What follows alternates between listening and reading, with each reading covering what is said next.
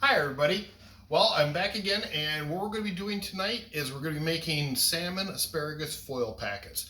These are a very versatile thing. You can use them when you're out camping, you can cook them on the grill, you can use them over close to a campfire, or I'm going to bake them in the oven tonight because again it's raining again today. I live in Michigan, and this is not normal. We're not getting much of a summer so far. It's been a lot of rain. So anyway, I will turn this over to down to the board again like I normally do. But to show you, we're going to be doing about 8 ounces of salmon. Now normally I try to use fresh salmon or salmon that has been recently caught. Unfortunately I had to go to frozen, but it's still good. It's still a good product. It's most of your salmon that I'm getting in this area is coming in frozen if I buy it at the store. Unless one of my buddies happens to go out salmon fishing and bring me some reminders. So anyway, we'll be right back, and we'll be down to the cutting board and I'll show you what we're doing. Okay, we're back. And you can see I've got my asparagus. I have my salmon here. I'm going to set that off to the side. I've got a lemon. We're going to be using Aleppo pepper for our asparagus. Add a little bit more flavor to it. We're going to be using sea salt, ground sea salt. I'm going to be using a salmon rub. And I am going to be using a couple of tablespoons of butter. And we're going to put this all inside foil. Now, one of the things I want to let you know about, a very good idea to use is the heavy duty foil. Doesn't matter what brand. I just happened to buy the Reynolds Wrap brand this last time. But you want a nice sized chunk. And you notice there's two different sides. You want to use the shiny side on the inside. Okay, so we're going to have the shiny side to the inside. And one of the first things we want to do is take some spray. And what I do is I spray on the inside. So that's like that. So it helps keep everything from not sticking. Now the butter is there for just its yumminess. So it doesn't help it not stick at all. So this is going to keep the fish from not sticking, the asparagus from not sticking. It'll come out. And as later on, I'll probably do a couple other episodes doing other types of foil packs, because this is a versatile way to cook.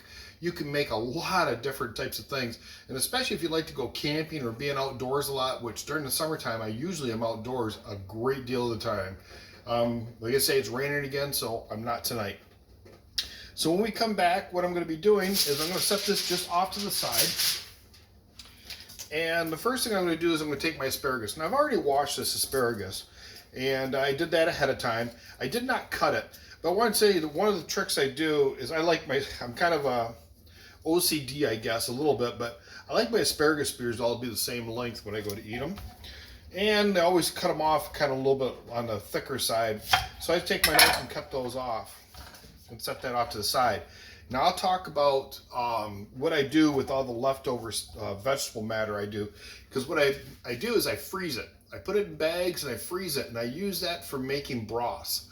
My homemade stocks and broths, I use that. So that's what I'm doing with that. So I've got a pan, and that pan is what I'm going to be putting inside the oven, but the foil pack is what's going to hold everything. So I'm going to take my foil pack, and I'm going to place my asparagus like so. So, real easy. Just set that asparagus like that.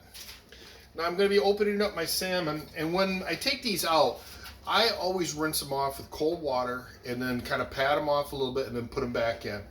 I just think that it makes it a better product when I go to cook it. It tastes better, it smells better, just all the way around. So you're going to hear the sink running just for a second.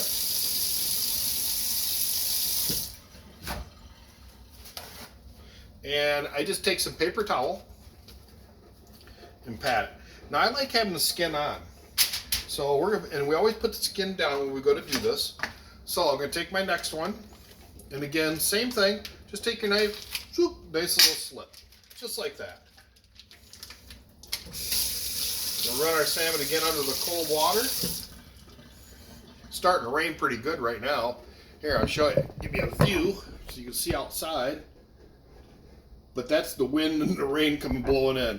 I don't want to call it gale force, because you get down to Florida and places like that, or other places in the world where I've been, and you really get some major wind. But it was pretty windy, but I live pretty close to Lake Michigan. I'm within pretty close. I just put it that. We'll just leave it at that. So I'm gonna rinse my hands off real quick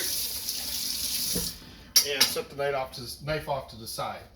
So the next thing I want to do is I'm going to add 2 tablespoons of butter. So I just cut it out 1, and then number 2. And I'm just going to put that in the center because that's going to go all the way around inside these packets once it gets cooking and gets going. So the next thing I'm going to do is take my salmon rub. And it's kind of a misnomer. You don't really have to rub this. I'm just going to sprinkle. Oops, that's kind of a big piece there. So we're going to take that out. Set that off. Okay, so we're going to sprinkle seasonings on top. So we got our salmon rub. And the particular brand I'm using is McCormick, but I've used other ones. It just kind of depends on which one you're familiar with and which you like. Okay, the next thing I'm going to do is take my sea salt. Sea salt all the way around it. Do that to your taste. Whatever is good for you. If I had to put a measurement to it, it's probably about 1/4 teaspoon, somewhere around there. And then I'm going to take the Aleppo pepper, and we're going to put that gingerly over top of the asparagus. Oh, that's just going to be so good. Okay, so we've got that all done. Now I'm going to set this off to the side. And one of the final things we've got to do now is slice our lemon. So we're going to take our lemon, and I slice the ends off like so. And I do want a little bit of zest. So I'm going to grab my little microplane. I did that really fast out of my drawer. And we're going to microplane over top of the asparagus. Okay, so we just want to put that little bit of zest on there. We're not trying to put a whole lot, just a little bit. That's just going to add that little bit of something extra on there. Okay, so set this pan off to the side again. Now we're going to take our knife and we're going to slice up our lemon. And I try to make nice, fairly slim slices. Ooh, say that 5 times fast. So anyway, and then we're going to put these over top of our fish and our asparagus. Okay, looking pretty good. We built this pretty well so far, and you can see that this meal comes together really, really fast. It takes longer to bake it than it does to put it all together. Next easy thing is we're going to put the foil pack together. Now something to keep in mind, when you go to put these foil packs together, bring the ends up and kind of do a little pinching motion all the way along. I found to be the best to make a seam. We're going to fold that over, and then we're going to fold it once again. And the reason I'm doing that, it creates a better seal so that this actually will be sealed up so that when it goes and starts to steam, it'll keep most of that really good stuff inside. Now, sometimes they do pop apart depending on how long they've been in, but we're only going to cook this for 25 minutes. So we're going to put this in an oven at 350, and we're going to cook it for 25 minutes. Now, if you're doing it with a campfire, it's going to kind of depend upon the campfire that you've got going. I recommend you let it burn down the coals, have a grate that you can set this up above, so it'll be elevated above the coals, and I'd like to see it at least 3 or 4 inches. Right in that range would be a good range for this to sit. And again, at that point, then I'd probably let it roast, and I would shake it around a little bit, probably for about 30 to 40 minutes. That'll make sure that your fish is cooked, especially if you're doing chicken. Chicken's another one that you really want to make sure is cooked well. So anyway, there we go. We got our foil packs. I'm going to cook this up. When I do get it all done, I'll plate it and I'll show you what it looks like, and then we'll go from there. Thank you for watching. Okay, and our oven's going off. Up, there it is. It's ready to go. So there's our timer. We're going to take our meal out of the oven. And you're going to notice I've already set up the plate here. And here's the foil packet out of the oven. I'm going to slide that off to the side there.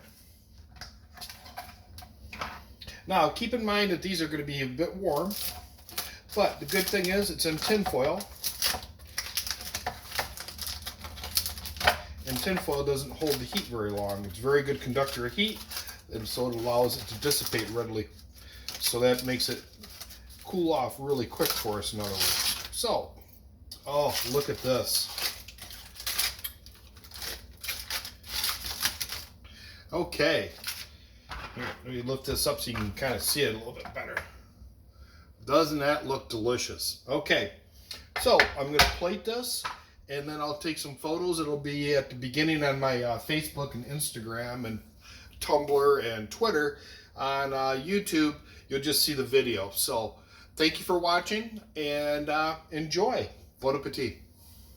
Okay, I'll just show you plated real quick so you can kind of see what I've got going on here. So there we go, and have a good night.